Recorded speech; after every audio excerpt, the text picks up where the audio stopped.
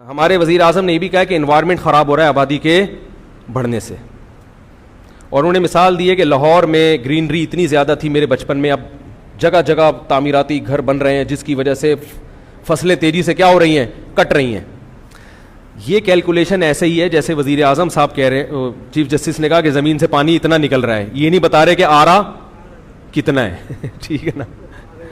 اللہ کے بندو، آبادی بڑھے گی تو یہ تو گورنمنٹ کی ذمہ داری ہے کہ آبادی کو پھیلائے، وہ آبادی کو کیا کرے، وہ پھیلائے، اور گرینری کیا کرے کہ جو ایسی زمینیں جو زرخیز ہیں اور اس کے قابل ہیں، اور یعنی پیداوار کے قابل ہیں، ان کو استعمال کرو تاکہ آپ انوائرمنٹ کیا ہو جائے، صحیح ہو جائے۔ خود عمران خان اپنی تقریر میں کہتے ہیں کہ 1 ارب درختوں کی ہمیں ضرورت ہے، تو آپ لگوائیں نا 1 ارب درخت۔ وہ یہ کہتے ہیں کہ جنگلوں سے تیزی سے درخت کاٹے جا رہے ہیں، اور یہ کیا ہو رہا ہے، انوائرمنٹ اس سے اور خراب ہو رہا ہے۔ تو یہ آبادی کا قصور نہیں ہے، یہ گورنمنٹ کی دسترس رشوت خوری کا قصور ہے کہ جب جنگل کا درخت کاٹنے پر پابندی ہے تو آپ اس پابندی پر مضبوطی سے عمل کرو، اور اگر لوگ پھر بھی کاٹ رہے ہیں تو آپ اسی سپیڈ سے لگانا شروع کر دو۔ اسلامی فلاحی ریاست جو مدینہ کی ریاست جس کا تصور عمران خان نے پیش کیا ہے، بہت اچھا پیش کیا، اچھی نیت ہے۔ اسلامی فلاحی ریاست میں رسول اللہ صلی اللہ علیہ وسلم نے انوائرمنٹ کو صحیح کرنے کا ہمیں حل بتایا ہے، آبادی کنٹرول کرنا نہیں۔ صحیح ہے، مسلم کی حدیث ہے کہ آپ صلی اللہ علیہ وسلم نے فرمایا جس نے درخت لگایا جب وہ مر جائے گا وہ انسان، تو قیامت تک یا جب تک وہ درخت باقی رہے گا چرند پرند اس درخت سے کھاتے رہیں گے، لوگ اس میں سایہ کرتے رہیں گے۔ صحیح ہے، مسلم کی حدیث ہے، یعنی جو بھی لوگ اس سے فائدہ اٹھائیں گے اس شخص کو قبر میں ثواب ملتا رہے گا۔ جو مدینہ کی فلاحی ریاست تھی اس میں انوائرمنٹ کو، ماحولیاتی نظام کو درست کرنے کے لیے نبی نے نسل روکنے کا نہیں کہا بلکہ درخت لگانے کا حکم دیا اور نسل بڑھانے کا حکم دیا، کیونکہ نسل جب بڑھے گی تو درخت لگانے والے بھی کیا ہوں گے، زیادہ ہوں گے۔ ایک انسان ماحول کو اتنا خراب نہیں کرتا کاربن ڈائی آکسائڈ سے جتنا نیم کا درخت ماحول کو صاف کرتا ہے۔ آپ جب 1 ارب درخت لگائیں گے تو اس کے لیے آپ کو کروڑوں انسان بھی تو چاہیے جو لگائیں اس درخت کو، یا ایک آدمی کی ذمہ داری ہوگی کہ 1 ارب درخت لگا دے؟ تو آپ قوم میں یہ شعور پیدا کریں کہ بھائی ہر آدمی اپنے گھر کے باہر درخت لگائے۔ عمران خان نے جو یہ بیان دیا کہ مرغیاں پالو بکریاں پالو، لوگ اس پہ مذاق اڑا رہے ہیں، میں اس پہ بھی عمران خان کو اپریشیٹ کرتا ہوں، بالکل صحیح کہا ہے۔ یہی بیان اگر کوئی انگریز دیتا تو لوگ کہتے دیکھو گورے کتنی دور کی سوچتے ہیں، بالکل صحیح کہا ہے۔ آبادی جتنی زیادہ ہو، اگر آپ جانور پالنا شروع کر دیں ملک میں خوراک کا مسئلہ رہے گا ہی نہیں۔ ابھی بھی نہیں ہے خوراک کا مسئلہ، یقین نہ آئے تو جو مرغیوں کا کاروبار کر رہے ہیں نا، یہ جب نئی دکان کھولتے ہیں تو ان کے پاس کسٹمر کی کمی ہوتی ہے، اس وجہ سے دکان بند ہوتی ہے۔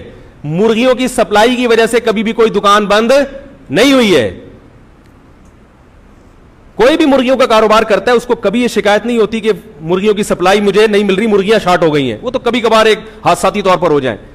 اگر مرغیاں شارٹ ہوتی، قصائیوں کے پاس گوشت آنا شارٹ ہو رہا ہوتا تو ہم کہتے ہیں ملک میں گوشت کی کمی ہے، کبھی بھی نہیں، کیونکہ قصائیوں کو شکایت یہ نہیں ہوتی، تبھی تو وہ ہر کسٹمر کو اپنے پاس لا رہے ہوتے ہیں، آؤ یار یہاں سے مجھ سے خرید لو۔ اگر گوشت کی پیچھے سپلائی کم ہو جاتی تو کہتے ہوتے مجھ سے نہ خریدو، میں پہلے اتنی مصیبت سے لے کر آیا، اپنے بچوں کو کوفتے بنا کے کھلاؤں گا میں۔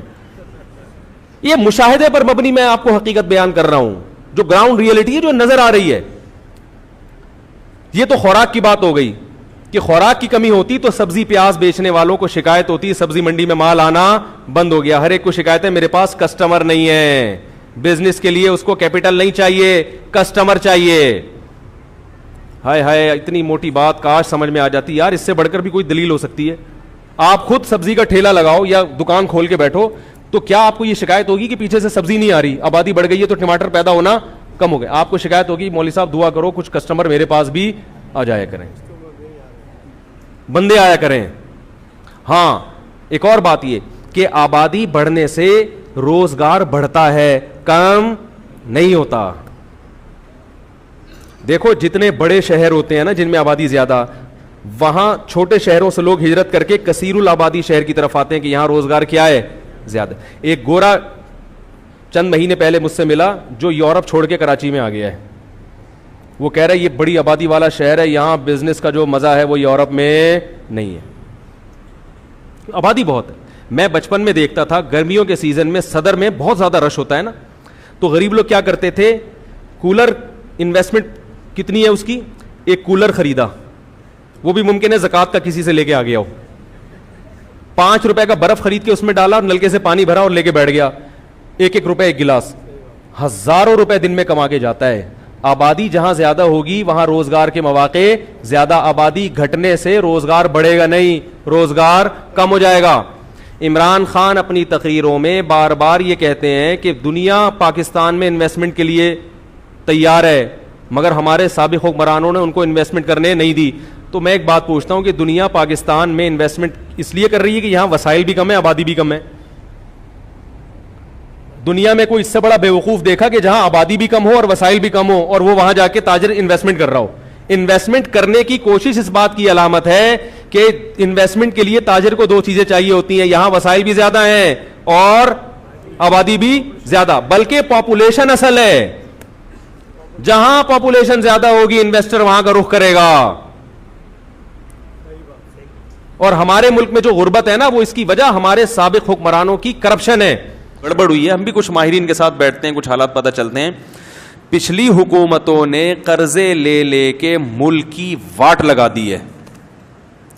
اس وقت جو پاکستان کی معیشت بحال تھی وہ مصنوعی طور پر تھی, وہ اوریجنل نہیں تھی.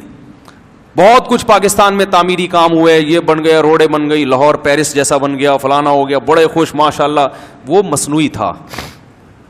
اس کی مثال ایسے ہے جیسے فرض کرو میرے 3 بچے ہوں, ویسے تو الحمدللہ اللہ نے زیادہ دیے, ایک مثال دے رہا ہوں. تو میں اب کیا کرتا ہوں, میں ان بچوں کے لیے ڈیفینس میں 3 بنگلے لے لیتا ہوں ہر ایک کے لیے, اور کنوینس کا بہترین انتظام کہ جب بچوں اسکول جاؤ گے تو عام بچہ ایک عام وین میں جائے گا, تمہارے لیے ایئر کنڈیشن بسیں ہوں گی. پھر میں نے سڑکیں بنوا دی کہ ہمارے بچے جس بس میں جاتے ہیں وہاں کھڈے بہت ہیں, تو وہ سڑکوں کیا کر دیا میں نے, بہترین سڑکیں بنا دی. اب بچے کہہ رہے ہیں ہمارے ابا نے ہمیں بہت ترقی دی ہے, اور اللہ نے کرے ابا کا انتقال ہو گیا, چاچا آ گئے بچوں کو سنبھالنے کے لیے. اب چاچا نے جب کیلکولیشن کی تو ان کو پتا چلا ابا نے ان بچوں کو 20 خرب روپے کا مقروض بنا دیا ہے. نہیں یاری بات, ابا نے جو یہ سڑکیں بنائیں اور ایئر کنڈیشن بسوں کا انتظام کیا اور بچوں کو ہر بچے کو ڈیفینس میں بنگلے لے کر دیے, اس میں ابا کا ذاتی ایک دھیلا بھی بولو بھائی, ایک دھیلا, بلکہ 70 بھائی سے 1 کروڑ روپے لیے, وسیم کباڑیے سے لیے, اور سارے سود پہ لیے. سارے کس پر لیے, سود پہ لیے. اب وسیم کباڑیے نے قرضہ دینے سے پہلے کہا بیٹا تو لے تو رہا ہے, دے گا کیسے؟ تو آپ نے کہا کہ یہ میرے بچے ہیں نا, یہ میرے بچے ہیں, ان کی اولادوں سے نکال لینا, اور ایگریمنٹ سائن کر کے دے دیا, بجلی کا بل بڑھا کے, کرایہ بڑھا کے, وغیرہ وغیرہ بڑھا کے. تو اب جو بھی حکمران آتا رہا وہ ان پرانے قرضوں کو پورا کرنے کے لیے مزید ڈبل قرضے. اب یعنی چاچا نے کیا کیا, چاچا نے یہ کیا, ابا نے 1 ارب روپے کا مقروض بنایا ہے, اب بچوں کو اسی لائف اسٹائل کی عادت پڑ گئی ہے, تو اس نے 2 ارب اور لے لیے تاکہ بچے چاچا کو گالیاں نہ دیں, کیونکہ بچے تھے ناسمجھ, جیسے ہماری قوم ہے, بچے کیا تھے, ناسمجھ. وہ یہ نہیں دیکھ رہے تھے کہ ابا نے لیے کہاں سے, یہ کیسے بنایا, یہ سڑکیں وڑکیں اتنا خوبصورت یہ نظام کیسے بنایا. تو اب چاچا نے کہا کہ یار جیسے ابا دنیا سے چلے گئے تو ہم بھی دنیا سے ایک دن چلے جائیں گے, تو کیوں گالیاں کھا کے جائیں. انہوں نے 1 ارب قرضہ لیا, ہم کتنا لیں گے, 2 ارب لیں گے. تو بچوں نے کہا یار یہ چاچا تو ہمارے ابا سے بھی خوش, اور چاچا اس چکر میں تھے کہ میں نے کون سا اس دنیا میں ہمیشہ رہنا ہے. اب کوئی سمجھدار آدمی آئے گا جب اس کے بعد, وہ کہے گا بیٹا ہم بھی چلے تو جائیں گے, لیکن چوڑے میں کون آئے گا, یہ ایک حد تک چلے گا سسٹم, اس کے بعد تمہیں اٹھا کے گروی رکھوانا پڑے گا قرضہ لینے کے لیے. سمجھ رہے ہو, اس نے بریک لگا دی تو سارا نزلہ ان بچوں کا کس پہ گرے گا, اس تیسرے پہ گرے گا. نہیں یاری بات میرا خیال ہے, وہ ساری لان تان کس پہ ہوگی, ان پہلے 2 کو کوئی بھی برا نہیں کہے گا. ہاں اگر ان میں کوئی سمجھدار بچہ ہوا تو وہ کہے گا یار چلو